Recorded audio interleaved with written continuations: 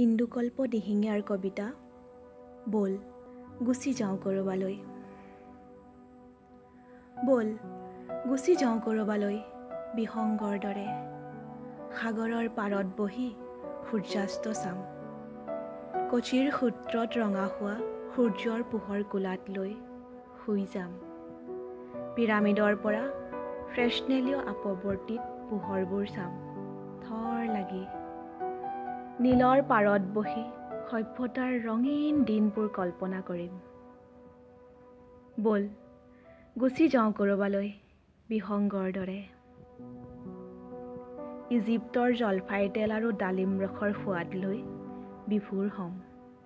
এলেপোৰ বিবিধ ব্যঞ্জন আৰু আইচক্ৰীমৰ সোৱাদ ল'ম। চীনৰ টেঙা মিঠা তৰকাৰী আৰু সাগৰীয় মাছৰ সোৱাদ লৈ বিচৰণ কৰি ফুৰিম মুক্ত আকাশত।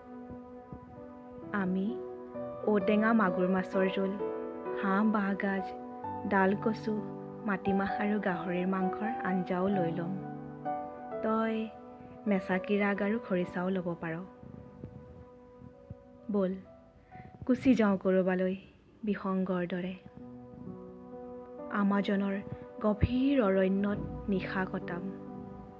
কচ্ছত মৰীচিকা খেদি হেৰাই যাম একেলগে। এণ্টাৰ্কটিকাৰ ঠেঁটুৱৈ ধৰা জাৰত সাবতা সাবতি কৰি শুম।